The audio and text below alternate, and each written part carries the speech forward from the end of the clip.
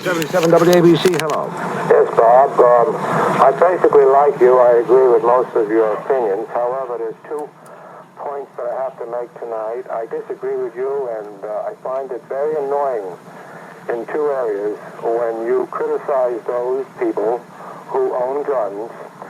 And why are you using the name Arnold tonight? Why another pseudonym? This is my name. No, it isn't. Well, there's about 11 million people in your area. Well, of course, not all are listening, but out of 11 million, you choose to assume... You live in Manhattan, don't you? Yes. Mm-hmm. You're married, aren't you? Yes. You own a gun, don't you? I do own a gun, but And your wife owns a gun? Hold it, you're speaking of Mo. So that's right, you're Mo. No, I'm not. I'm not Mo. But... How did you know I had Mo in mind? Well, because I identify with Mo. I haven't called you in weeks. You know, you're the ultimate sick caller. Ladies and gentlemen, if ever anybody says, gee, the sickies really call those radio programs, in this case, you're absolutely right. This is the ultimate sick guy. Here's a guy who has called as Mo many times before, and tonight he chooses to call himself Arnold. I'd like to speak to you on a very important issue. I'd like to speak to you on a very important issue also. Would you take a Rorschach test? If I send a cab out to get you, would you come down to the studio and take a Rorschach test?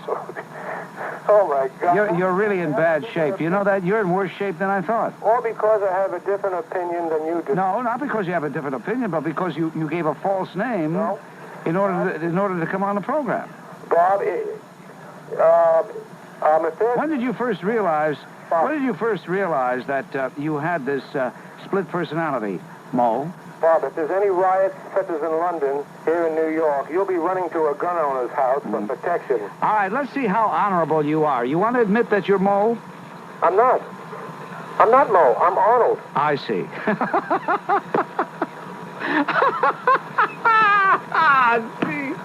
Oh, how far are we from Bellevue? About a 20-minute jog, right? You're on Talk Radio 77 WABC. Hello. They'd be out within 7 to 10 years. And I think over there, their judicial system is swift, and I think they'd really pay a severe price. I don't think they'd be punished as severe over here. And I really don't think to tell you the truth, I think they'd be assassinated. And I think that's too easy for them. Well, personally, I'd like to see them assassinated. I would get great satisfaction, and if they showed it on television, I'd get my videotape recorder out, and I'd tape it, and I'd watch it every night, so that I could get a good night's sleep. They should be tried in Italy, or better yet in Israel, but let's leave it to Italy, because if they'll be tried here, you know this lawyer, I forget his name, that he has his glasses on the forehead, that he... Oh, you're talking about William Kunstler. Uh-oh, I said a dirty word over the air. Uh-oh. Yeah, it's a dirty word, right. And besides the entrapment, that they were on the ship on purpose, and they drew these 4 hires onto the ship so that they would perform a hijacking. That's the way I picture the scenario if they were tried here in the United States. And then they would probably get off on a technicality and apply for food stamps. So that's why I think that they definitely should be tried if they have a jurisdiction in Italy. Yes, you forgot that after they got off on the technicality, they would be on all the talk shows. Even Regis Philbin would have them, even though he wouldn't know what they were talking about. They would be interviewed. Yeah. By all the nice talk show hosts. David Hartman would get on his knees and say, is there anything you care to say to the American people? As he did with Nobby Berry. It's ridiculous. But you know, you talk about the technicalities. You may have noticed in that report the case of an attorney who was representing a murderer, and in the course of his conversation with his client, the murderer suggested telling a particular lie. And the attorney said, I cannot countenance perjury. And I warn you, if you commit perjury, I cannot stand idly by. He proceeded with the trial, defended his client to the best of his ability. The client was guilty and therefore convicted But now they overturned that conviction, even though he did commit the murder. No one is saying he did not commit the murder. Instead, they overturned the conviction because they said his attorney had an adversarial posture toward his client. Yes. What that translates to is that the attorney should have said, oh, you want to lie? You want to commit perjury? Fine, commit perjury. Well, that's true. I heard that, and it's in the Supreme Court, I understand. It is going to the Supreme Court. Let's hope that on the day they hear that, Thurgood Marshall and William Brennan are out sick so that we can get a decision that makes sense. I couldn't agree less, because the International Court of The Hague has proven that it is bereft of justice, that it lacks the necessary judicious approach. In short, I'm being very phony. What I really mean is the International Court of The Hague is a fraud. That's what I really mean. It's a fake. It's a phony. When they came out with that judgment against the United States based on the complaint of Ortega, that stripped it, in my opinion, of any credibility. And lo and behold, for absolutely no reason, he was shot, and with his body slumped over in the wheelchair, pushed into the waters of the Mediterranean. It must have been a very grotesque sight to see Leon Klinghoffer with blood oozing from his forehead and from an open wound in his face, blood pouring down his neck, soaking his clothes. With his Arab fiend, this Palestinian butcher, the one who got the blood on himself, struggling with the wheelchair in order to give it that extra shove to get it off the side of the Achille Lauro, catapulting it down to the waters below. He was a native New Yorker, was an American. He was murdered because of who he was, not because of what he did. And we feel that perhaps tonight we have come just a little closer to that vengeance. And I'm using that word vengeance because I think that vengeance and justice are one and the same, my friends. Certainly in this case it is. All right, those of you who patiently waited on the line, we will get to you. Those of you who waited while you listened to Victor Ratner's on-scene report. Dave Ratner, our reporter down in the nation's capital, there with several other reporters and some screeching females at the Larry Speaks press conference. They'll probably get a lawyer like William Kunstler or Ramsey Clark to defend them, and that'll drag on for months, and then there'll be Well, as a matter of fact, I'll bet you right now as we speak, Ramsey Clark and Paul O'Dwyer are having a mapping strategy to defend these skunks in case they do get extradited. Better believe it. But I have a... Well, where are they going to be executed? If they were tried in New York under New York state law, of course, there'd be no execution because Mario Cuomo's against it. Your governor will see to it. His heart would bleed so much, we wouldn't want him to die of a bleeding heart. Certainly not. Calling from Connecticut, it's 335. You'd think the people from Connecticut would be overjoyed with the fact they don't... let's all move up there. They don't have a sales... Wait, they've lowered the sales tax a smidge. They don't have a state income tax. And now you don't have to pay tolls on the Connecticut Turnpike. Bob. Yes. You almost threw me with that business of everything happens in threes. My sister always said that. It was a Hollywood thing, and I thought this... Your sister was one of those who said that, huh? Yeah, she was... But what I really wanted to say was, I have this little store about 2 blocks down the street. I live on Upper Broadway. And I go in there and buy my newspapers and my lottery tickets. So I went in today and I saw the headline on the news about the U.S. plane that stopped the seajackers. And I said to my little friend behind the counter, I said, because he's, let's just say he's from the Middle East, I don't want to implicate him in any way. I said, what do you really think about this? And he said, there's this rumor going around that the CIA guys got on the ship and they threw this, the poor man in a wheelchair overboard, and they were the ones that killed him. Now, how could that be? Well, Brenda, Adolf Hitler and Paul Joseph Goebbels used to say, the bigger the lie, the more the people will believe it. And they may have been maniacs, they may have been butchers, they may have been some of the great murderers of all time, but Goebbels and Hitler knew human nature. And they knew that there are a lot of dummies like you out there, Brenda, who would be so stupid that you would even waste your time, my time, and everybody else's time in even repeating such idiocy. So either A, you have serious problems, and or B, you should call the nearest, are you near Lenox Hill Hospital or Columbia Presbyterian Medical Center? You should notify them. You should notify them that you are able to function without a brain to even repeat such idiocy. With that, she hung up. Well, what do you expect from someone who says she goes to the store, the same store where she buys a newspaper and lottery tickets? How do you like that?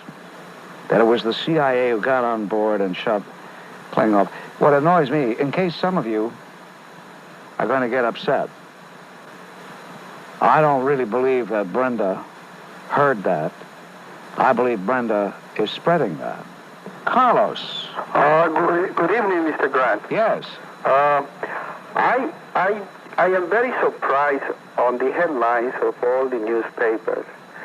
How they call it outrageous, the Palestinian killing of these gentlemen. I can't believe that they could be so surprised when they were not surprised when the Jews killed about 60 in Tunis. And the president... Well, first of all, don't try to compare the two. When the Israelis bombed the PLO base in Tunis, the Israelis weren't looking for innocent civilians. They weren't going out of their way to torture and kill an innocent person. What they were trying to do is avenge the murder of 3 innocent Israeli youngsters in Larnaca, Cyprus. Yes. Now, Carlos, yes, sir. Either A, you're very clever and very shifty and a real Machiavellian character, or B, you're really a dummy, and I don't think it's B. I think you're a clever, pro-Palestinian, anti-Israeli individual. Yeah, but... but whenever a guy says, well, nobody complained when the Jews did this, that's a tip-off right there where you're coming from. Yeah, but can you let me explain? I'm listening. Okay. I think the problem arises from the partition of Palestine, which was very unjust. The problem arises from what? For the 1948, the partition of... The partition? What was unfair about the partition? That was not 1948, that was November 29th, 1947, when the United Nations voted partition. What was so unfair about that? Well, I think that Palestine belonged to the Arabs and Jews that were living there when the British left. What was unfair about partition? If it belonged to the people who were living there, right, and they divided it up between a Jewish section and an Arab section, what was unfair about that? Well, it was unfair in the fact that it was created a state, a Jewish state. Well, what are you supposed to call... Wait a minute. What are you supposed to call the Jewish section? What are you supposed to call it? Whatever I don't understand the question. You said the problem was they created a Jewish state. What are you supposed to call the Jewish division of Palestine? What are you supposed to call it? Well, what did they call it? I don't understand you now. Where are you from, by the way, Carlos? Puerto Rico. I beg your pardon? From Puerto Rico. Are all Puerto Ricans anti-Israeli? But you see, you're giving... Carlos, how did you get to be anti-Israeli? What meetings have you gone to? What is your problem?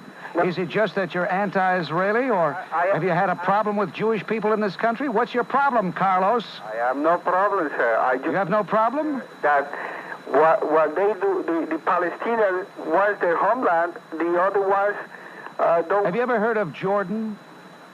Yes. I see. Well, if you've heard of Jordan, you know Jordan is a Palestinian homeland, and the Palestinians didn't go there. No. No, they didn't go there. What, you see, Now, listen, you see, Carlos, people like you who are willing to change the subject. No. Yes, you're trying to change the subject. The subject is how long do we put up with terrorism? No. The subject is, did we at last turn the corner in our frustration, in our battle against terrorism? That's what the subject is. The subject is not the Palestinian homeland. Okay, let's talk about the subject that you want, the killing. I am against violence, any kind of... Oh, really? I doubt that, in view of the fact that you seem to sanction any violence perpetrated by Palestinians. No, completely against violence. You don't know me. No, I don't know you, and I'm not particularly interested in knowing you, because people who are sneaky bigots bother me. No. It's worse than an outright bigot. I would have perhaps a smidgen of respect for you if you would just come out and say, listen, I don't like those people. But instead you try to hide behind a sanctimonious pose that you put on. I don't like anybody who uses violence. I see, Carlos. Well, before I start using violence on you, let me say, thanks for the call, pal. He told the Washington Press Corps, he said, well, I guess the best acting job I ever did was yesterday when I pretended I didn't know what was going on out there. Because he sure had them fooled. Because when he made that statement, I recall looking at him and thinking, gee, he really, I don't know, the way he was carrying, I see, he never really was a good actor. And I don't know, he seemed a little strange to me. And little did we know that just before he had made that statement, he had given the orders, go get him. Yeah, the cat that swallowed the goldfish. All right, listen, just be thankful that Jimmy Carter wasn't in the White House. I'd be the last person in the world to in any way, shape, or form sound as though I was coming to the defense of Yasser Arafat. I certainly am not. But let me just point this out to you, Mike. If being a liar disqualified anybody from speaking before the United Nations, it would be known as the Hall of Silence. Well, the United Nations is a huge joke anyway. Well, that's what I mean. It's a huge joke. And ridicule for claiming to be so honorable, and we affiliate ourselves with such a downright lowbrow organization. I know, it's absolutely frustrating to think of somebody like Yasser Arafat, who is, I don't mean to insult Paul Needlenose Menadja family, Rudy Ashbara, or any of those other esteemed gentlemen. But the fact of the matter is, Yasser Arafat is a gangster. He is a gangster. You can say that again and again. And he will be accorded head of state treatment, as you well know. And this is why we are not going to be participating on October 24th. Right. We had a cannoli eating contest, and naturally I won. we also met at Frank Amato's many a time. Oh, yes, where they had, Mrs. Amato used to make the white moulin yam with the ricotta all over it. That's right. Right. And We had the moulin yam eating contest. Bombarda from Yonkers lost to the great Dino in a swallow. But, Bob, I'll tell you, I heard where these PLO animals threatened that if anything happened to their quote-unquote comrades, that we would pay for it, they would hold us responsible. And I would suggest that if they dare try, I would suggest that our leadership at the White House would help America and Israel help the PLO find a homeland. But there's only one catch. They would all have to die to get there. I like that. I like that, Mary Jo. Matter of fact, thinking of Mr. Klinghoffer, I think I have an excellent remedy, an excellent execution. And that would be to have the Italian government sequester the Achille Lauro, take it out to precisely or as close as precisely as possible to the same point that Mr. Klinghoffer was dumped over, put all four of these thugs in wheelchairs and just push them over. And let the ship sail away. I think you're too nice, Brian. Yes, I wonder why you keep picking on former President Carter all the time. Why? Because he was an abomination. He was one of the worst presidents we ever had. That's number one. But even more importantly, you and he have the same first name. Talk Radio 77, hello, Joe. Hello, Bob Grant. Yeah, by the way, I hung up on Jim from the Bronx, not because of what he said now, but because of all the outrageous, libelous, slanderous statements he's made about me over the years. He's been calling me since 1970. I figured by this time he would have croaked, but no such luck. He's still with us. Is represented by that nation. Yes. That nation has jurisdiction. Aren't you aware of that? Of course. Oh, well then what are you coming up with this cockamamie International Tribunal? Well, because here you're talking about... What are you coming up with the International Tribunal? You're talking here about homeless, stateless people. You hijack their country, Look, and you expect them to... Homeless, stateless people. We're talking about murderers, hijackers. Yeah, murderers, We're but... talking about barbarians who committed a crime aboard an Italian ship. You said you understood the fact that Italy is a sovereign nation that had jurisdiction. I thought you said you understood that. So is Egypt, so is the United States. I thought you said you understood the fact that it was committed on an Italian ship. Yes. Oh. I understood everything. But I do not agree with your comments, because last week when Louis Farrakhan was at Madison Square Garden, everybody in New York raised hell because of his bigotry. But the way you promote bigotry is unique in the world. Suddenly you're changing the focus of attention on me. Well, because I didn't like... And how are you qualified? The way you are talking about hate. Where are you from, by the way? I'm from the United States. I'm here in New York. Where were you born? Where was I born? Yes. I didn't ask you what religions you are, so, you don't have to ask me what... All right, I won't ask you a thing. Yes. Yes. That's a very rhetoric question. Why is it that America is so blindly pro-Israel? Well, I don't know if we're blindly... You are. I don't know. You are. Why am I? Yeah. Well, that's your description of me as blindly pro-Israel. I don't think I'm... And does every... Would you let me answer? I don't think I'm blindly pro-Israel, and I resent that question because that implies that I haven't thought about it. That implies that I don't have any basis for my views.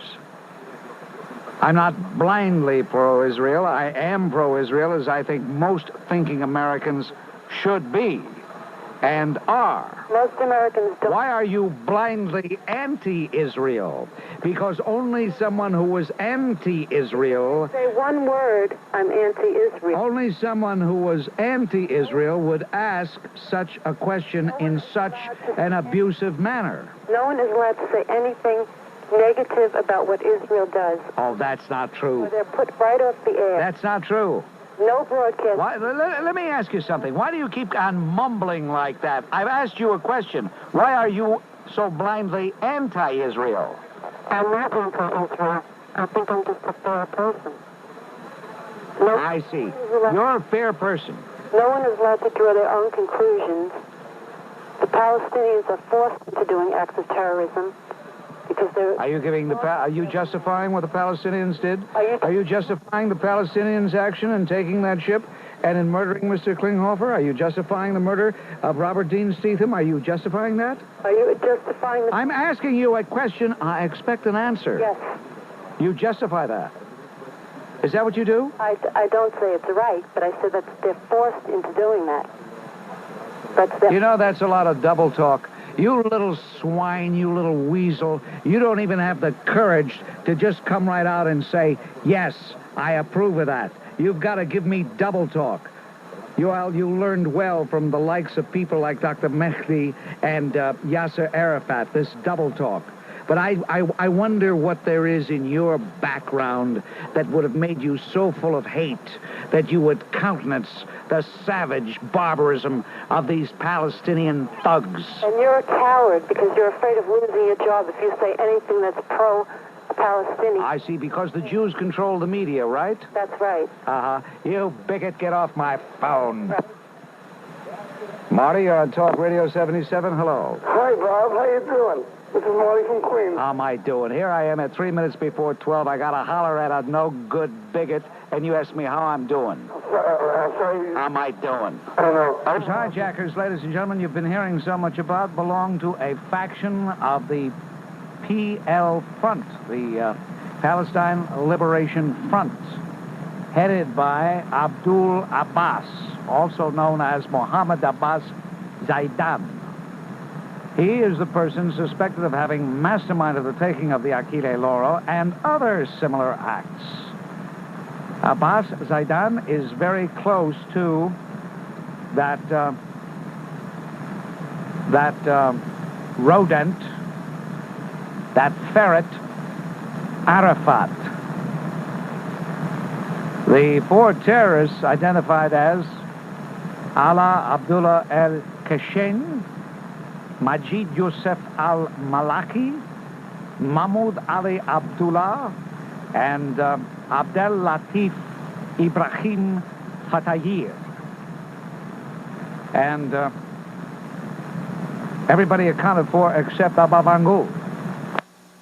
I am Marilyn Klinghoffer's first cousin, and I didn't call to eulogize Leon, but I was appalled by the article that Jimmy Breslin wrote yesterday. Ah, did you hear me comment on it earlier today? I sure did, and that's why I'm calling you now.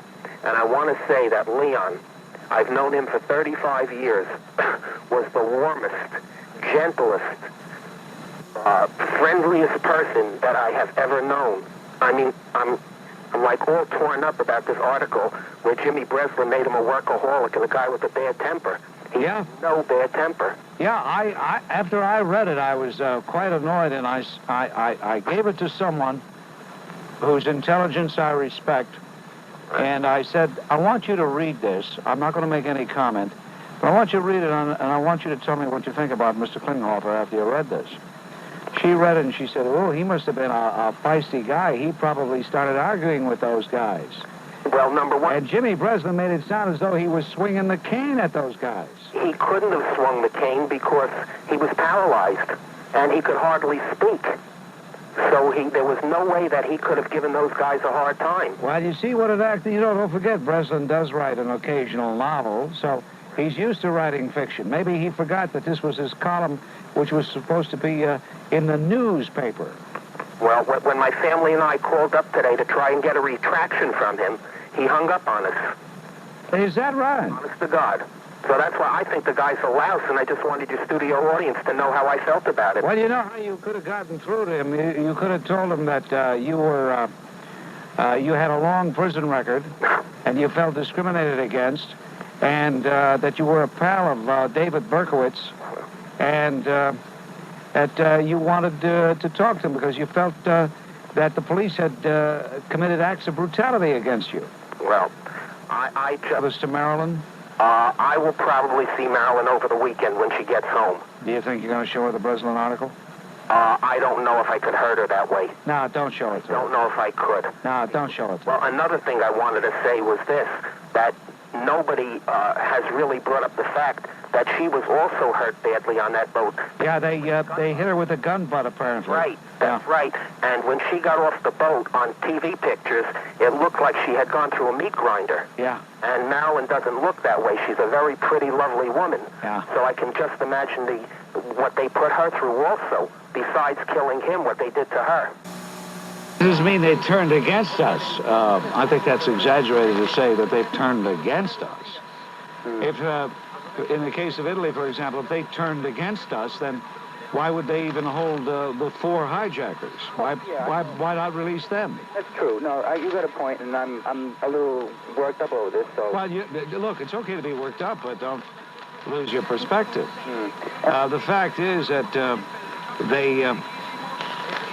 they were very afraid to hold them. They were afraid of the consequences. I see one member of the Italian cabinet, however, has blasted the decision. Yeah, defense minister. The defense minister, right.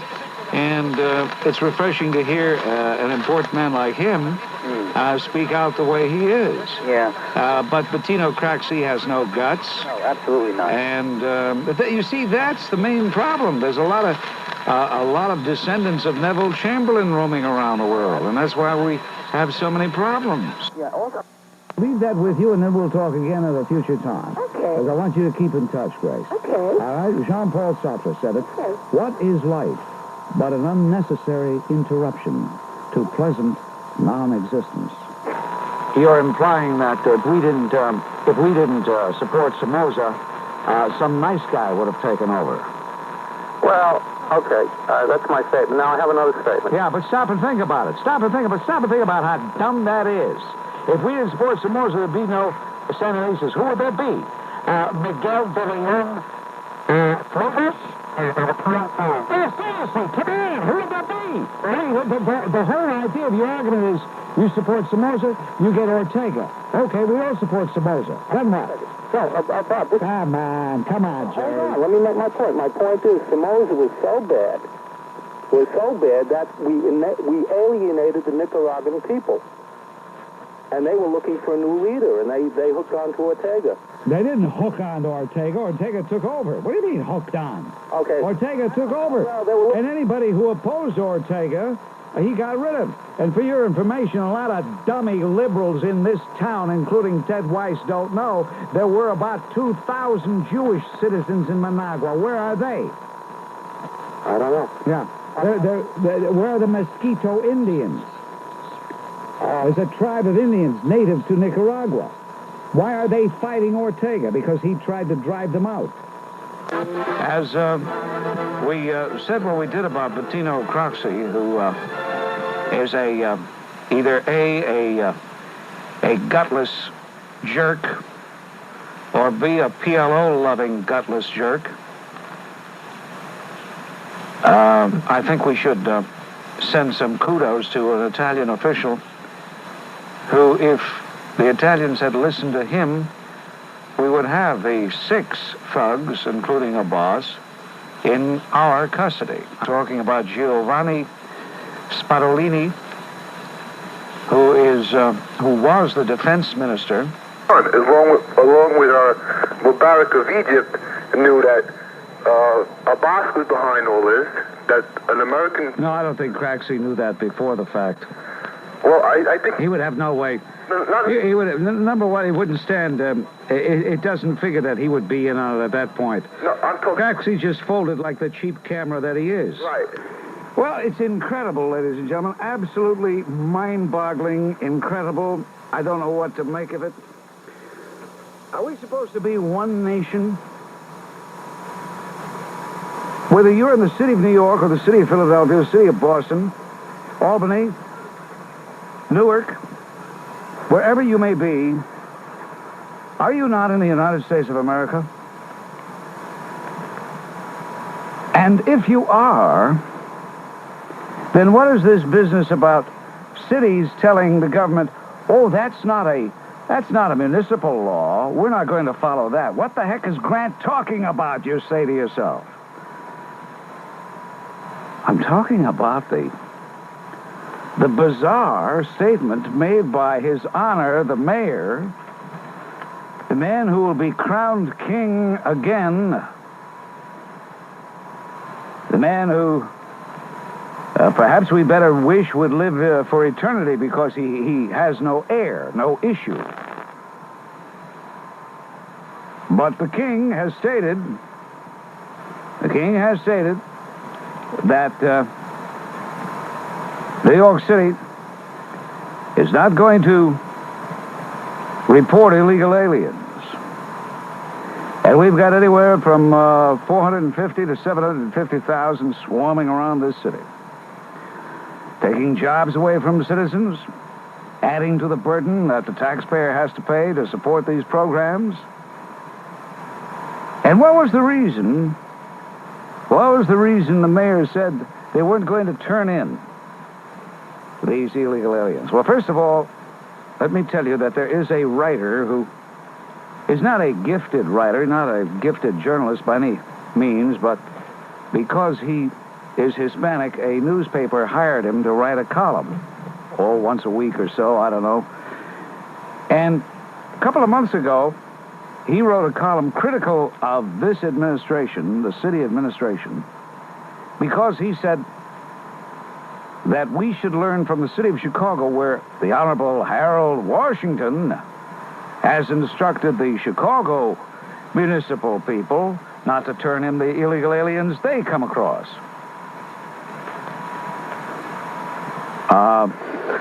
It's so bizarre. You see, the point that the mayor said was, well, it's up to the FBI. The FBI is a federal agency, so we don't have to help them. We don't have to do their work. And yet, if there is an outrageous crime committed, the city asks the FBI for help.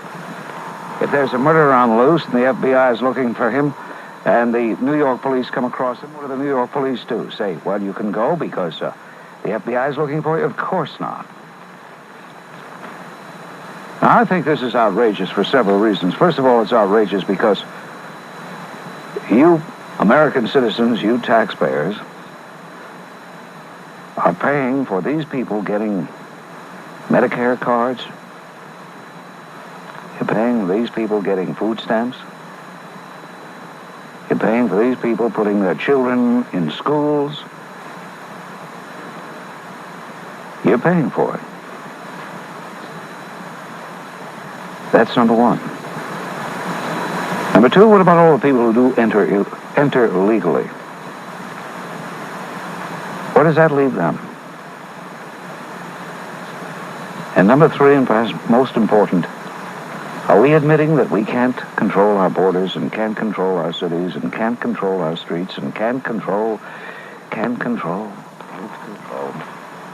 continues to paint that picture of a most incredible series of events.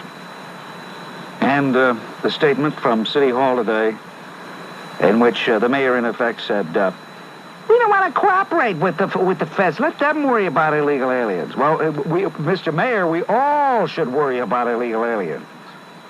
They felt they knew it all the time.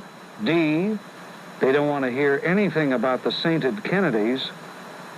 They don't want any information to spoil their false illusion that the Kennedys were such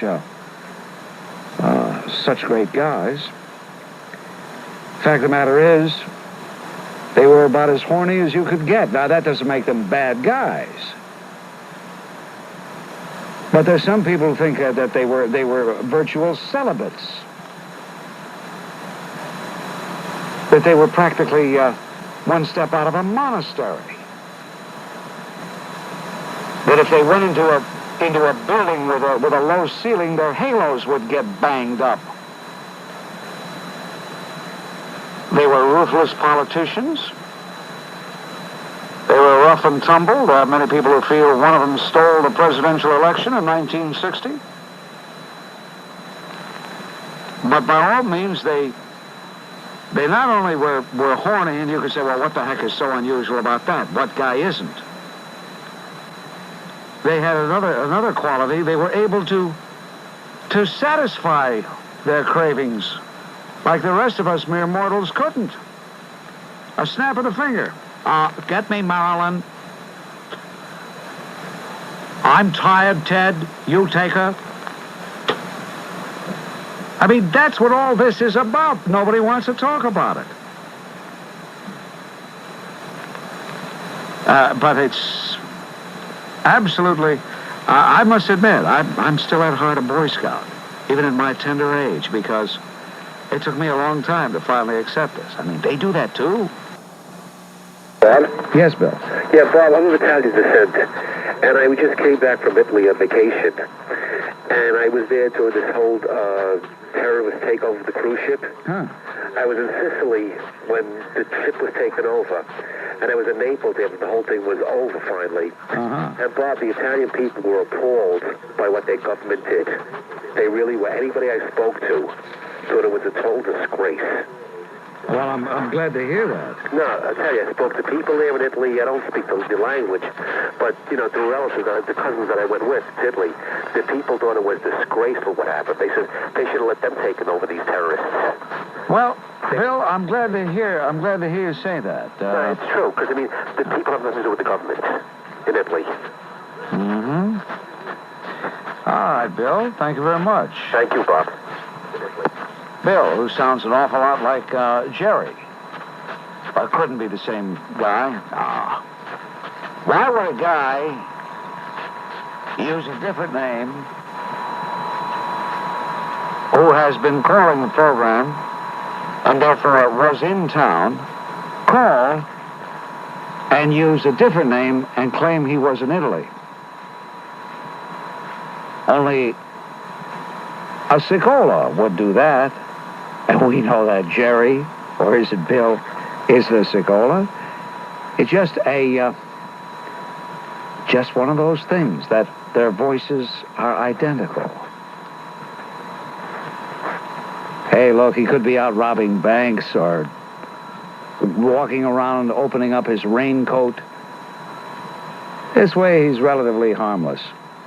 Bob, the judge that seems to be obsessed with forcing sex quotas on the fire department Was nominated by guess who? Exactly, that's what I want to bring out. By his namesake. Can I? Well, no, I'm not talking about Robert Carter. That's another one. Oh, you're talking about Sifton? I'm talking about Charles Sifton. He was appointed by Jimmy Carter. Yeah, Jimmy Carter appointed Sifton. Exactly. So, you know, these guys, Jimmy's doing his carpentry work. These people are carrying on his sick philosophy. What do you suppose Sifton's motives may have been? Do you suppose they were racial? Well, I'll tell you, Bob, I think that these people are motivated by attaining certain social goals, and they really couldn't care less what the law is or what the Constitution is. They write their decisions to conform to their social philosophies, and their goals are not to uphold the Constitution, but to attain these social philosophies. And I think this was brought out very clearly about a week ago. I don't know if you noticed in the paper, Justice Brennan of the Supreme Court. Please. Yeah. Bob, you know. Did you happen to notice what he said in his speech? I mean, you know, thousands of people have heart attacks. Why not him? Well, exactly. I mean, the man's 79 years old. Why doesn't he... He's too mean, the croak. Too mean. Yeah, well, he is the quintessential liberal left. He doesn't even... You know, Brennan has gotten so bad...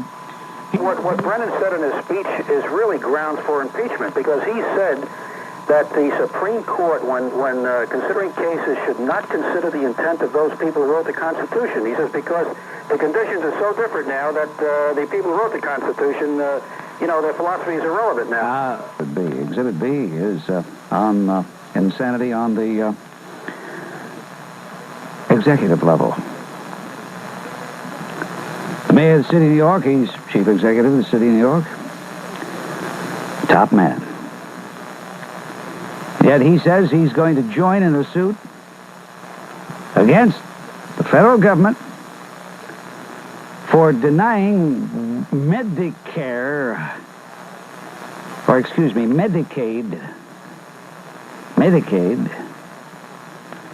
to illegal aliens. As things stand now, the federal government is very, very curious about the federal government. They say, look, if you're an illegal alien, if you've snuck into this country illegally, you're not entitled to Medicaid. Why should the American taxpayer have... Anyway, The mayor is joining a suit to overturn that. In other words, the mayor thinks you don't have to be a citizen. You don't even have to be a legal alien. You don't have to be here legally at all. You just take a deep breath, say, hey, I'm here, boom, you get a Medicaid card. On the other hand, I have to agree with the person who writes, don't have the trial in the United States for the 4 hijackers. William Tucker of Brooklyn writes, for God's sake, don't bring the Palestinian terrorists over to this country to be tried in our justice system. The ACLU will pick up the case. The defendants will soon be out on bail. The trial will be delayed for 3 years while the federal courts decide whether forcing down the Egyptian airliner was a lawful arrest.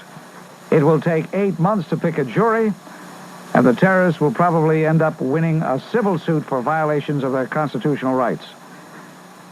Signed, William Tucker, Brooklyn. Well, Bill, let me add to that a postscript. P.S. While they're here, Ed Koch will insist that they get their Medicaid cards.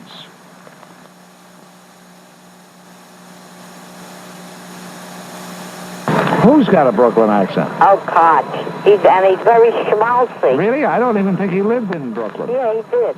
He lived in Brooklyn. I'm surprised you didn't. I thought he was born in the Bronx and lived in Newark. No, he comes from Brooklyn. And I think you're wrong, Ann. you know everything. I think you're wrong. But just look it up. I think you're wrong, Ann. I don't think he lived in Brooklyn, but be that as it may, I wasn't aware that he had a... Yeah. But okay, Ann. You know what? We've just degenerated into the most banal conversation. I don't want to be a party to it anymore. The New York 8? Yes. You mean those individuals who were given community work? Yes. I think that the judge, first of all, I think that the jury should all be taken out, put up against the wall, and shot. Secondly, I think the judge ought to be put under observation. I can't believe that verdict, and I can't believe the outrageous action of the judge who is letting them do community service while he thinks about their punishment, if at all. Here are people, ladies and gentlemen, who had weapons, different types of weapons, who were plotting to conduct revolutionary acts, who were plotting to rob. Do you suppose it was because they were black that the judge gave them that non-sentence? What do you think? I'm trying to find some reason, even if it's not a good reason. I'm trying to find some rationale on the part of the judge. Yes. You know, Bob, I found it disgraceful, disgusting, and appalling that the governor of the state of New York, along with the mayor, refuses to close those festering pest holes of disease in this city, the bathhouses. You know, it only proves what I've said all along, that liberalism breeds disease, because these liberals for years have been force-feeding it down our gullets, that this form of abomination of depraved and deranged behavior is somehow normal. And now, my friend, we must reap the harvest of its bitter fruit as we're on the verge of a biological holocaust. You know, Mayor Koch practices the politics of special interest. He ignores the welfare of the general populace in favor of a small group of sodomites and their disease-ridden perversions that seem to come first over the desires of the decent people of this city. To me, Bob, they're no less than maggots crawling over rotted meat, because these subnormal two-legged insects continue to spread this infestation, this disease among us. And we hear no words from those so-called elected officials that we have in this city. Frank, I couldn't have said it better myself. Thank you very much. Talk Radio 77, and I wasn't just mouthing a cliche. I mean that. Yep. Ortega's Marxist tyrannical regime collapsed on its own weight and incompetence on its own doing, with a little help from the Contras. And I think this would show to the people of Central America, and perhaps the world, that communism and communist leaders are really not for the people or the answers to their problems, but the communists only function for their own selfish whims. Do you agree with that, Bob? Well, I understand what you're saying. Certainly, you make it very clear. The president, if it weren't for the Congress, would love to take direct action and get rid of that little swine, Ortega. He would love to. But the constraints of Congress, you know, we've come to a strange time in our history where presidents get elected, whether it's by a landslide as Mr. Reagan or a squeaker. In any event, they get elected, and yet we wonder who the heck won, because some people have said, well, who's president, Ronald Reagan or Tip O'Neill? And the Tip O'Neill-led House of Representatives have blocked the president's attempt to really do something about getting rid of that walking biped cancer by the name of Ortega. Well, I think the problem is that, see, you know, on our bad experience in Vietnam, I think that's why a lot of people in Congress and the people of the United States of America are a little lenient to have a direct presence in Central America when there are great many differences between Nicaragua and Southeast Asia. I mean, I think Brooklyn alone could defeat Nicaragua alone in a military conflict. Well, you're absolutely right. As a matter of fact, there really are no comparisons. But you know, you have a lot of these left-wingers who, when they're not demonstrating against anything nuclear or not demonstrating in behalf of some pro-Soviet sponsored peace plan, are putting bumper stickers on their cars saying, U.S. out of Nicaragua, no more Vietnams. Well, that's a misleading bit of propaganda. You're absolutely right. In the Parliament, Shimon Peres said it is regrettable whenever any innocent person is killed. Okay, also... So now you want to... Now, after you try to attack on one level, now you want to say they didn't even apologize. They didn't. You know, they didn't. Okay, also, Bob. Hey, Nicky, why don't you just come on the phone and say, hey, Bob, I'm a cajon and I'm anti-Semitic. Why don't you just... I'm anti-Semitic. But your problem is that whenever somebody disagrees with the Jews, you say they are... But, you know, you come on with this phony baloney. I got these friends. They're at work. I'm off. And these 15 to 20 guys wanted me to ask you... They wanted me to ask you my foot. Get off the phone, you creep! I hope we meet someday. Tell me who you are, really? Will you? Will you do that? I shall call your office and make an appointment. You will call my office and make an appointment. Fine, because I'd like to see you face to face. There are very few people who call me I want to see face to face. You I want to see face to face. You I want to see. You I want to see. I want to size you up from top to bottom. I want to see how you slither. It's lucky you can talk like this from miles away. But that's why I want to see you face to face. Absolutely. I shall... Would you get a respirator and come on up here, please? Absolutely. Thank you. You until tomorrow at 2 o'clock. Your influence counts. Use it. Get Gaddafi. Mo, you're on 77 WABC. Hello. Yes, hi, Mo. Oh, you're the gun lover. Yes, I want to talk about crime.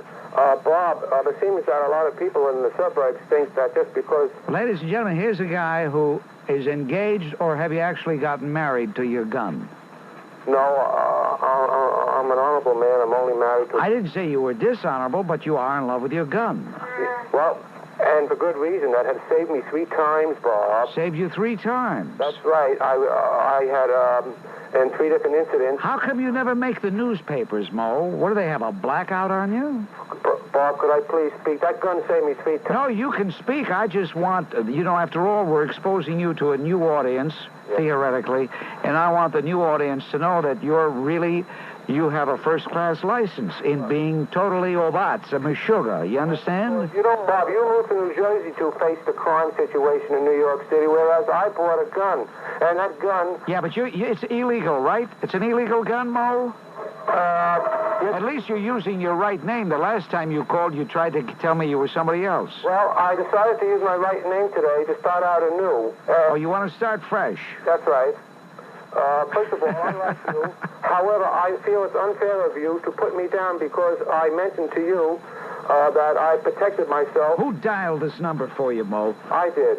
Really? All by yourself? Right. What do you think of all the psycho cops you've been reading about, Bob? They have a high crime rate, the police department. Well, just because a guy's a cop doesn't mean he's immune from being a psycho. I'll tell you this about this psycho that shot his wife. he had a long history, and the history indicated that he never should have been allowed back on the force. Now, I want to find out why they kept letting him back. Because that's the Internal Affairs, they favor the cops. And Commissioner Ward, I hope he changes things around, Bob, because all he has to do is realize. Did you realize about that cop, about 2 weeks ago, it was a story in the paper? The city was sued for $250,000 because a psycho cop tried to drown someone who happened to be... Yeah, okay, there are some psycho cops, but that doesn't take the heat off you. Yep. Here's what I'd like you to do. Mo, here's what I'd like you to do. Yes. I'd like you to come here to WABC and surrender your weapon to me, and I'll take you over to Commissioner Ward and ask for an amnesty for you. Hold on, I got the gun right here. I got the gun right here. His name is Paul Revere. I want to be the first guy in daytime radio to... Here, let me take the clip out. You got the clip? You gonna shoot yourself right on the air? No. Oh. This is it. The first time in radio history, in the daytime, that I will bang my .45 against the phone. There it is. The same gun that I showed to 3 different muggers with knives. In other words, you just show the gun and the muggers freeze. Listen, God help the people who have no weapon when the mugger's knife is coming towards them. That's what I have to... That sounds like something from a novel, from a cheap novel. Mealy-mouthed Morgenthau and mealy-mouthed cops, the mugger's best friend, Koch, the mugger's best friend, they don't like guys like me for getting the best of muggers. Now, listen, you're violating the law, Mo. There's a law against having an illegal gun. You know that, Mo. You're in violation. You're an outlaw, Mo. Oh, in God's eyes, I'm not. In God's eyes? Well, listen, when you get hauled into court and the judge is pronouncing sentence and they take you to the slammer for at least a year and a day, you could say, it doesn't count because in God's eyes, I'm innocent. According to an attorney, yeah, I know very well, a woman lawyer who's a friend of the family, she told me that no grand jury will ever indict anyone for shooting a mugger coming towards him in self-defense. Yeah, but we're not talking about shooting a mugger coming toward you. We're talking about you flashing that .45 around, and you banged it on the phone, and everybody knows it. Ladies and gentlemen, that was Mo, and we may not hear him no Mo. Thank you, Mo. I love you, Bob. Honest to God, I got everybody used to you. I tape you a lot. I even heard the story that night. I was crying when you were talking about that girl. She lives out in Wantaw. Yes, I remember. Called you up and said they don't like it. They're full of baloney because what the hell are they? How come they're listening then? What's that? My girlfriend, I was just arguing. You smoke? Yeah, I do, Bob. See, it's making your voice raspy. You see. You know what I blame more than anything else? The American media. For 5 years, the American media and its handmaiden, the liberal loonies like George McGovern, have constantly been holding the president's feet to the fire. He's got to meet. He's got to meet. He's got to meet. I ask you this: for what? So stay tuned. I tell you about Bob Cosmani, your influence counts. Use it. Get Gaddafi! A double agent, that fraud, Vitaly Yurchenko, is on his way back to the Soviet Union. The KGB, I'm not even going to say former KGB agent, the KGB agent left this country this afternoon aboard the same Soviet airliner that earlier in the day brought Ambassador Anatoly Dobrinin back from the pre-summit talks in Moscow. So, Yurchenko, may you get everything that's coming to you back in the beloved Mother Russia. You think they're done? Yes, I am. Okay. I call for 2 reasons. First of all, I happen to be gay, and I really get sick and tired of you bad-mouthing us. It may not be normal... I don't know what you mean by bad-mouthing. Well, what's it? What?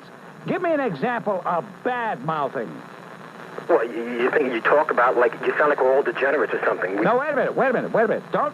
Don't try to twist things around. You guys are the degenerates. Well, you guys are the guys that have taken something and perverted it. You guys are the perverts. I'm not. Well, that's your opinion. What, my opinion? Are you trying to say it's a matter of opinion that homosexuality is a perversion? Well, if 10% of the population happens to be gay, whether you like it or not, I mean, it might not be normal. Oh, look. Let me make myself very clear, Don. man to whatever you are, let me make myself very clear. I recognize the fact that we have a percentage of double-gated people in the population. I recognize that.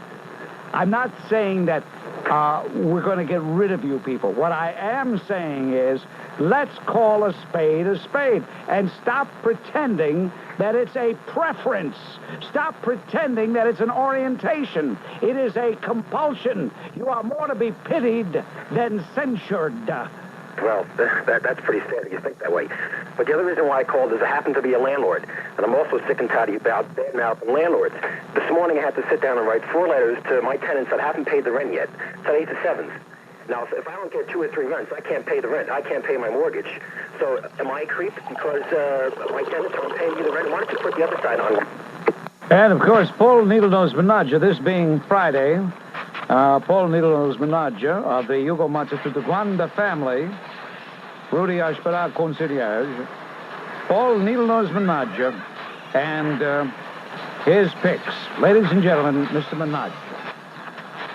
All right, thanks, Bob. Okay, I want you guys to call your favorite bookie and clean up this week. The Rams favored over the Giants. Gotta tell you, Giant fans, the Rams. Take the Rams. Go for the Rams 40 times. 40 times on the Rams. Take the Jets. Go 20 times on the Jets. And that's it, as I see it, from the Hugo Matsututuguanda family. And don't forget to pay the VIG.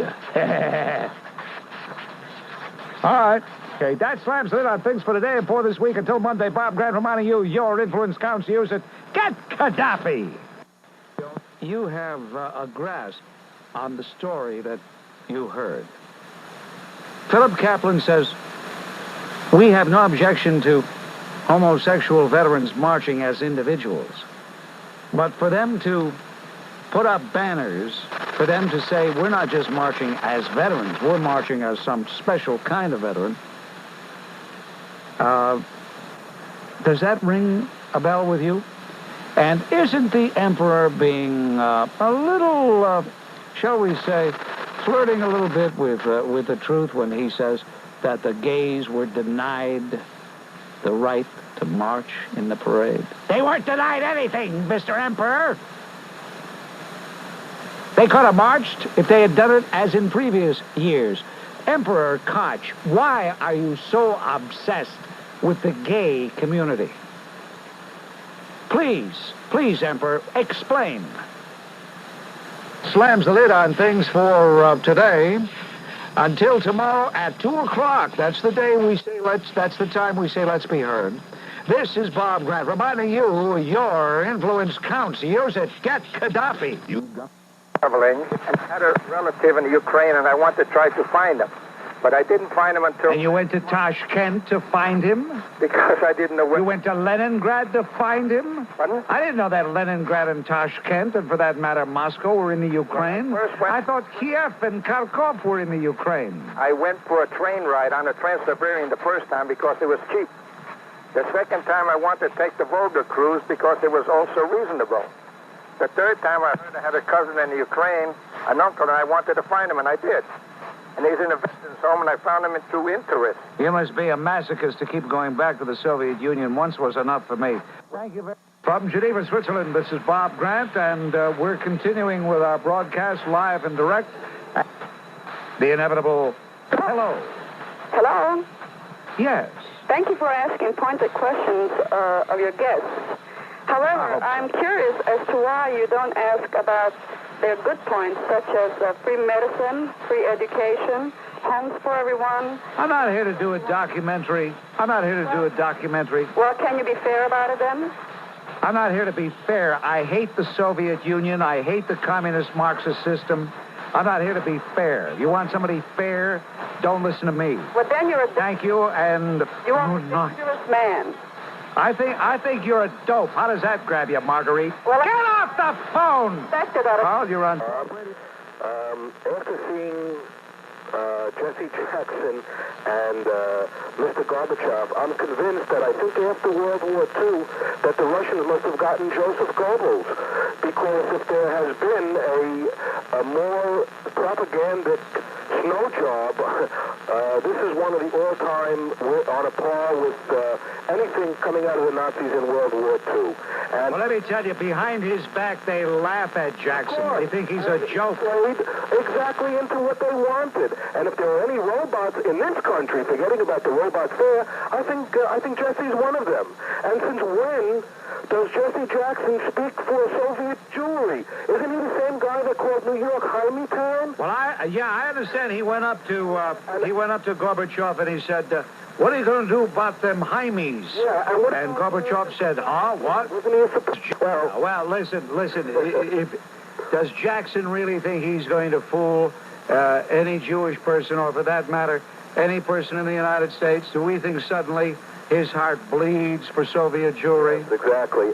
This conversation with Jesse Jackson, and it's very difficult to avoid talking to someone like Jesse Jackson, who is constantly covered by the media, constantly covered by the press. But I must tell you, I was very gratified after meeting him and chatting with him a little bit. Gratified because I'm no longer as worried about him as I once was. I think I overestimated him. He is programmed, truly programmed. He has set speeches that he gives. If you ask questions that force him to deviate from the set speeches, he gets thrown off balance until he can find his way back to the set speech. If there ever was a programmed person, it's Jesse. By the way, I was able to ascertain some material from the Greens Party.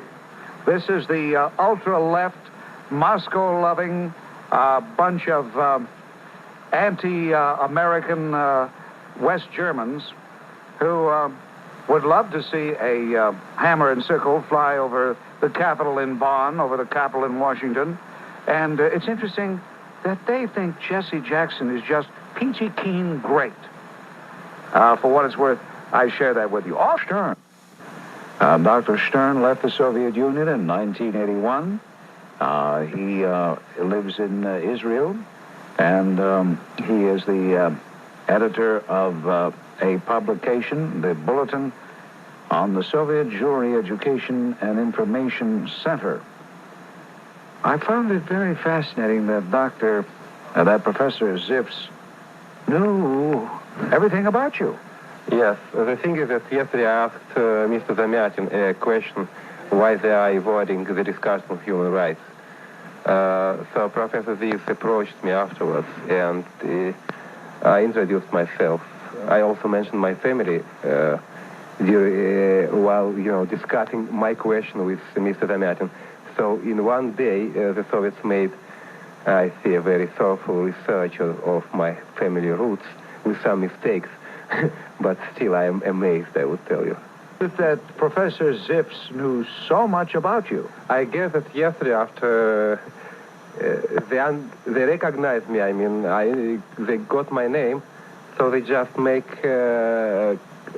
they asked the KGB people in Moscow to look at the file, and that's all. Since all those people who left are registered, all those people who did apply for immigration visas are registered in KGB, so they just compared those things, and that's all.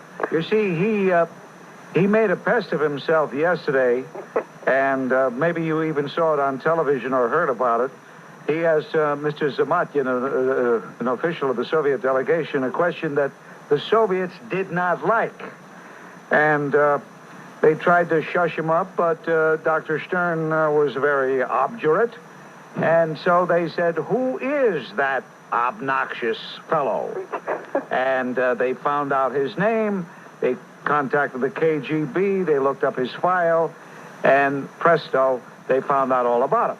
Can I ask? I also think that the meaning of this thing is that they are somehow blackmailing me, and threatening by showing that they know everything about my family and Can I our families are like hostages there. Yeah, see, he also reminded Dr. Stern that he has an 86-year-old grandmother who really doesn't want to leave. Well, an 86-year-old woman, usually, no matter where she is, doesn't want to do any traveling.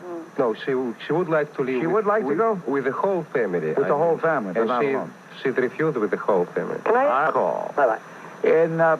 Thank you. Speaking of Hokum, in just a couple of minutes from now, a conversation we had this morning at 8:30 this morning in his suite, his luxury suite atop the Bergay Hotel with Jesse Jackson.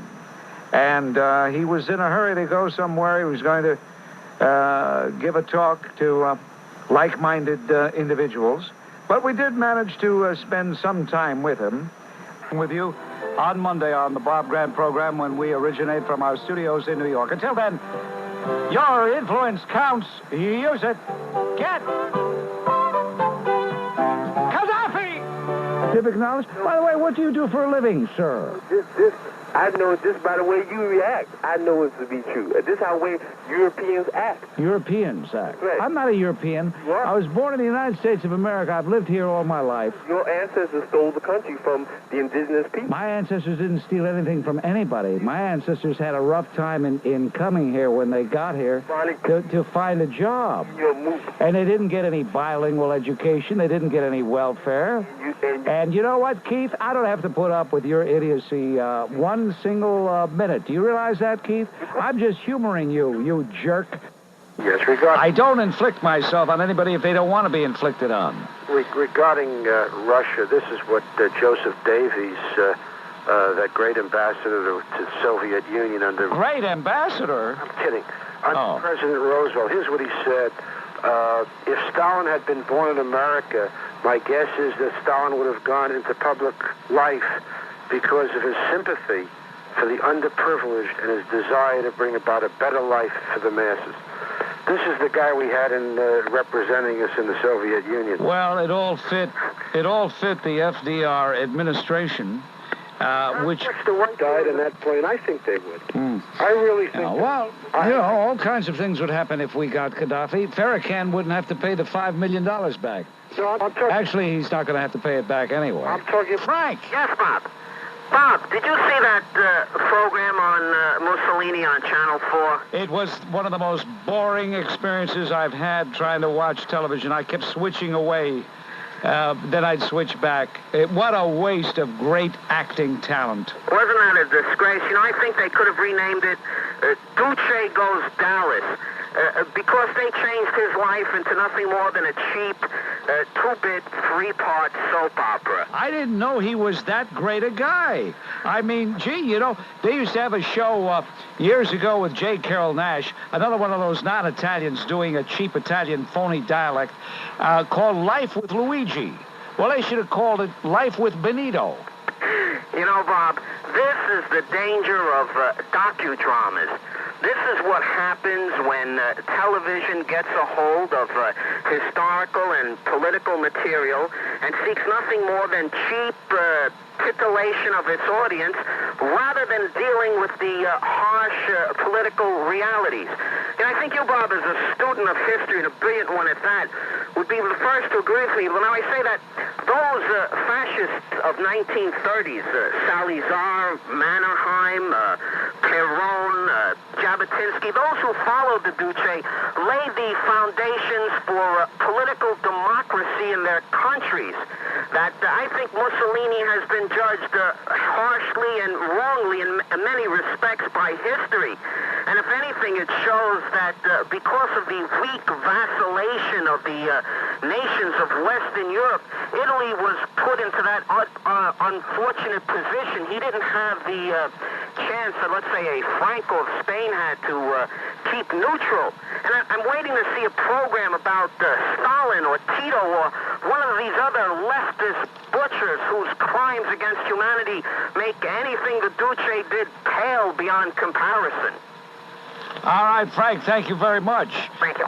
Yeah. By the way, Phil, the next time you call... I'm sorry, I didn't... Yes. The next time you call, Phil, try to bear in mind that you're being heard by millions of people And fortunately, thanks to modern technology, I was able to delete. I'm sorry, I didn't... But you show yourself to be a gabon when you talk that way, Phil. I'm sorry, I didn't think we were on the air. You didn't think we were on the air? What the heck do you think I'm doing here? If you didn't think we were on the air. What do you think this is? What do you think? You call me at home? It's a private conversation? Relax. You're really a gabon. Get off the phone. Guy didn't think we were on the air. We're talking all this time. We did delete the foul language he used, didn't he? What a gabon that Phil is. Hey, that slams it in on things for today. Until tomorrow at 2 o'clock, this is Bob Grant reminding you your influence counts. Use it. Get Gaddafi. That you love. Well, somebody else. If I don't like the way somebody talks, I have a Pick up on them. You're the typical hypocrite because you say that I'm rude. You make me ashamed. Ashamed of what? But I am because of the way you act. Now, how about that? What are you ashamed of? Ashamed to think that you represent what you represent. What do I represent? What? You know what? That's double talk. That makes no sense. You know what I'm saying. No, I don't know what you're saying. Are you afraid to say it? You sanctimonious creep! No, you are. How about that? You are rude. You are disgusting. Disgusting? Yes, disgusting. That was brilliant. Yourself. Huh? Mark Mason is totally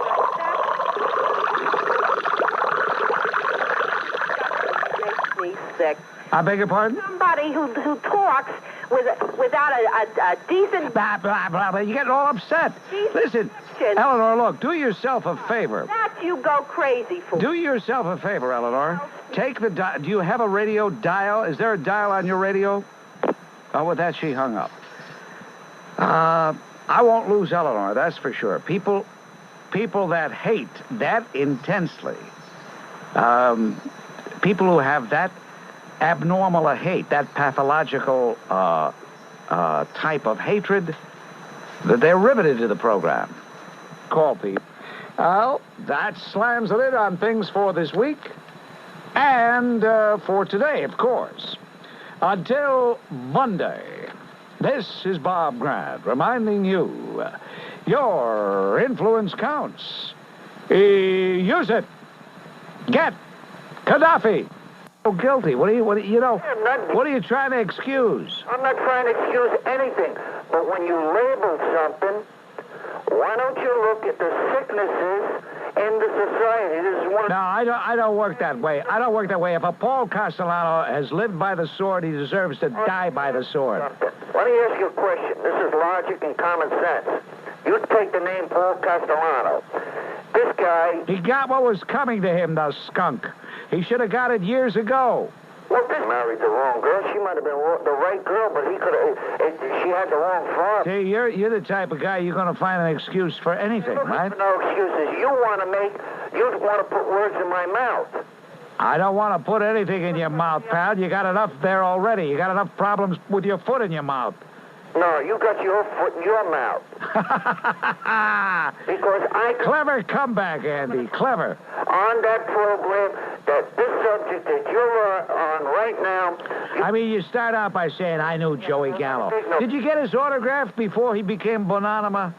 Bonanima, I don't want the man's autograph. Anyways, I'll tell you what I'll do, Andy, just to show you... Problem. Hey, Andy, just to show... Where's the dump thing? Okay.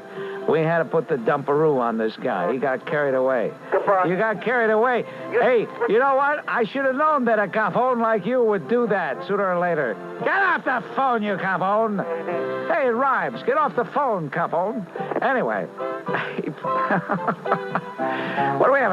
Another hour to go? Yeah, I guess so. On WABC.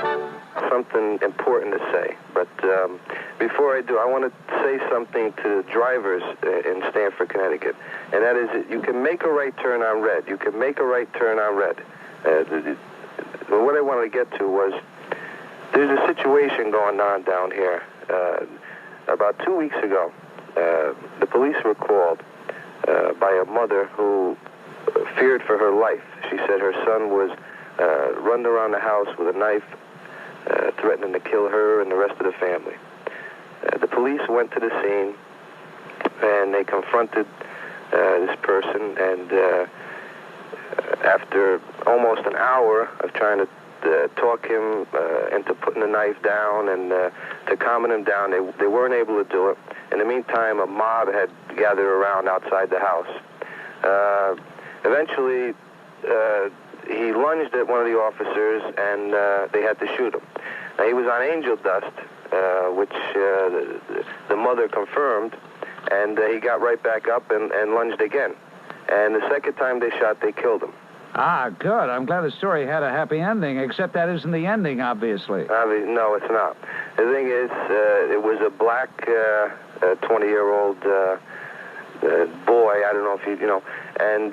boy? Well, whatever. You're not talking about Iroquois McCree, are you? That's exactly who I'm talking about. Yes, I am. Can you imagine with a name like Iroquois, they should have shot him years ago anyway? You got it, Bob. Now, Iroquois McCree. I can't believe it. That's right. And now they're trying to lynch Police Chief John Considine. You're exactly right, and it's a crime. It's unbelievable, and it's a crime with these officers. And I personally know two of the officers what they have to go through now for just going through their job. The NAACP let out a big cry, and... Hey, where is it written that the NAACP was elected to run anything, for heaven's sake? Hey, listen, I sent them a letter, and I said, from knowing so many police officers, they've told me that domestic squabbles or whatever are the most dangerous to go on. And I said, hey, let the NAACP get a van, and whenever there's a domestic quarrel, if they think they can do a better job, let them, run over there and try to handle it. Would the NAACP be happier if the police had been killed? Answer, if the police were white, probably yes. You're up. The NAACP, I think it was the NAACP, sent a letter or held a press conference, one or the other. Held a press conference. And somebody read a 3-page letter which stated that the deaths of McCree and somebody by the name of Garvey sometime earlier, under very similar conditions, right, cause a community crisis. Well, what causes the community crisis is not the fact that two mutants who were hell-bent to kill human beings were mercifully destroyed. What causes the community crisis is their propagandizing, and they're using the incident to foment trouble. That's what causes the community crisis. If they would show real leadership and say, look, regardless of color, the police have to do a job. Regardless of color, if a person is dangerous, if it's like a guided missile about to destroy, and that guided missile must be stopped, then so be it. I mean, why don't they speak out in a responsible manner? Why is everything they say racially motivated? Well, Bob Grant reminding you, your influence counts. Use it. Get Gaddafi. Years you've been railing about the illegal aliens from South America and Mexico and what have you. Why don't you use that same argument against the people that came over to this country about 50, 60 years ago and joined the mafia? First of all, if you want to turn the clock back, you little weasel, you phony, slimy fake, you call and you say, Bob, how you doing? What do you mean, how am I doing? I'm doing just great, because I can tell a phony like you that you're just a no-good skunk, and that makes me feel good. What sense does it make to talk as though this is the year 1910 or 1915? Huh? Well, you don't... What sense does it make, you creep? Hello, Dominica. You're on Talk Radio 77. Hello. Hey, Bobby. Bobby? Yes, Bob. Until tomorrow at 2 o'clock, this is Bob Grant reminding you, your influence counts. Use it. Get Gaddafi! Jennifer's mother's got to be a nice lady with her head on straight. How do you like that? She still keeps listening to me, even though I said those things about... I wasn't really talking about Jennifer's dad. It was a generic comment about all stockbrokers, especially my former stockbroker, Harry Hazarai, who right now is driving his pea green 1946 Studebaker license number SOB 696969, on his way to his tent in Hewlett. Now, people say, why does he live in a tent? Because they wouldn't let him buy a home there. And yet he owned a little piece of property. Well, it was willed to him, you know. Like all the Hazarais, he gets things willed to him.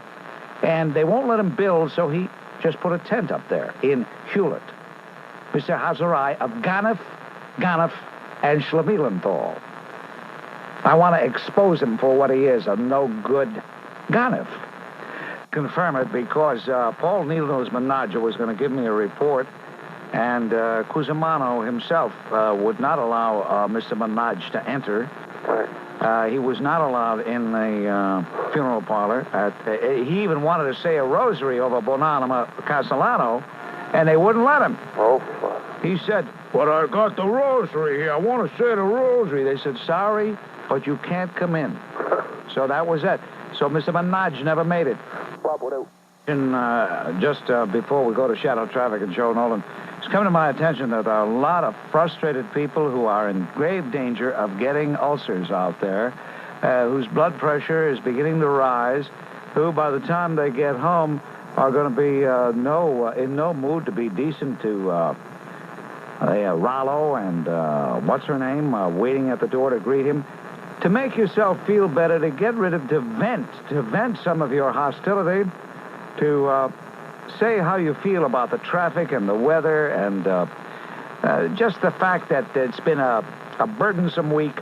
Everybody in your automobiles, and even if you're not in your automobile, I want everybody to join me in uttering a very contemptuous oofa. Ready? Oofa! Again.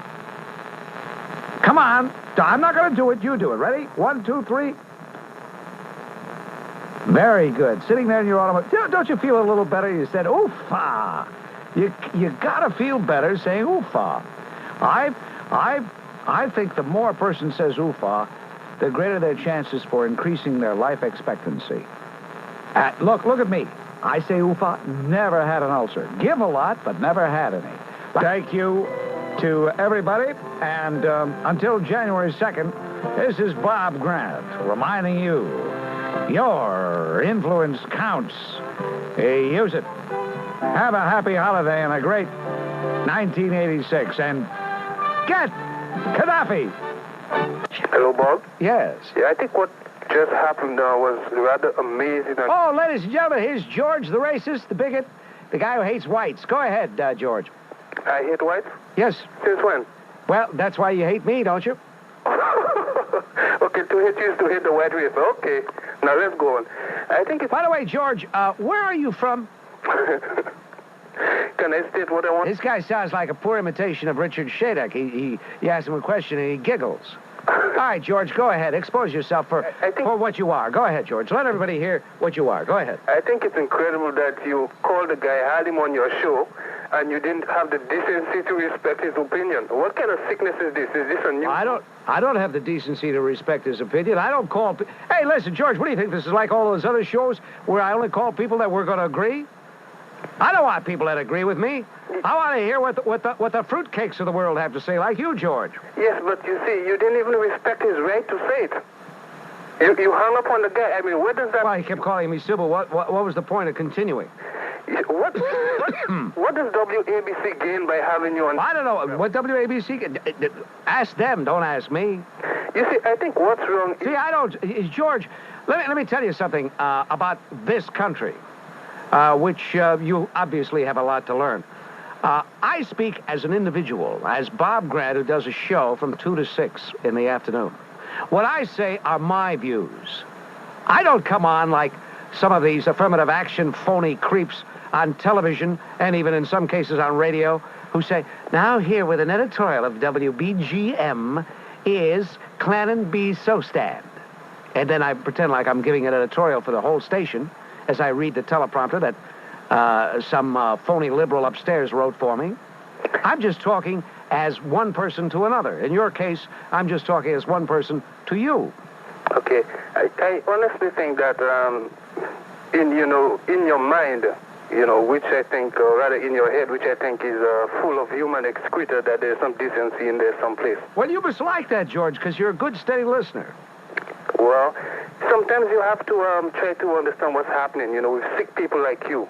I see. In other words, you're writing a thesis on abnormal mentality. No, I think you need help. By the way, George, what do you do for a living outside of collecting welfare? He laughs. I think you're serious. George, can I send you back to the islands where you belong? Can I do that, George? I'll buy you the ticket one way. I'll buy the I'll even take you to JFK. Okay, I'll let you send me back to the island if you let me flush out some of that matter in your head. All right, George, it's a deal. Anything to get rid of you.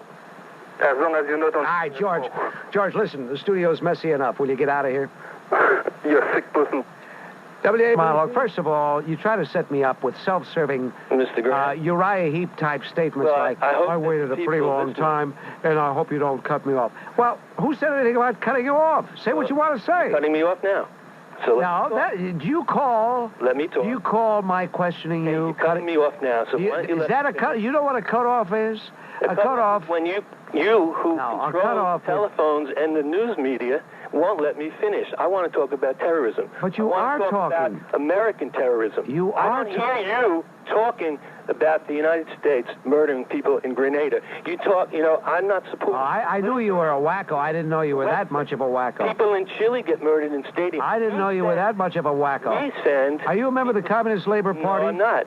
But what party are you a member of? The thing about you is you don't give people a chance, and we're talking about terror. You want to know why people respond in terrorist ways? Because people like you don't give... Where are you from? Describe yourself to us, will you? Tell us a little something about yourself. Okay, I'm going to make a statement. Then you can hear... What are you doing in my country, by the way? And that's another thing. I don't like to be told that I got to go to another country because I... What are you doing in my country? Here you are. We're talking about Muammar Gaddafi and his murderous acts around the world. About mass murder by our government in places like the Dominican Republic when the Marines went in. I don't hear you talking about... how about we just brought up Hitler? Our country knew.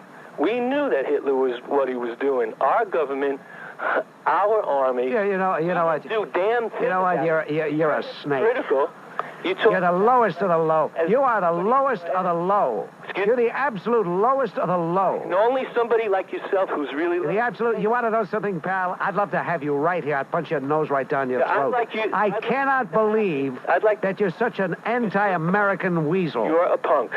I'm a punk. You're a punk, and you don't deserve... Yeah, I'm a punk. Yeah, you'd speak... Where are you from? Describe yourself to the audience. My number. You know what's happening. You speak for the right, you speak for fascists, and you don't let women... Fascists? Men, people who have... That's a favorite phrase of you communist finks. I think... Get off the phone, you weasel! You don't belong on an American radio station! Well, that slams the lid on things for today. Until tomorrow, Bob Grant reminding you your influence counts. Use it. Get Gaddafi! Did you hear what PLO leader Yasser Arafat said? He said, President Reagan is a robot and a parrot who has no logic or principles and can't hold a candle to Jimmy Carter. He issued that statement to the Kuwait news agency from his headquarters in Tunisia. He praised Jimmy Carter as a man of principles, and those principles derived from his true Christian spirit, who tried as much as possible to carry out the pledges he made. As far as Reagan and Carter are concerned, Arafat said there is no point of comparison. Well, I'll tell you, that's the best news Ronald Reagan has had in a long time, and that's the worst news Jimmy Carter's had in a long time. But that ought to tell you, if you had any doubts about Jimmy Carter.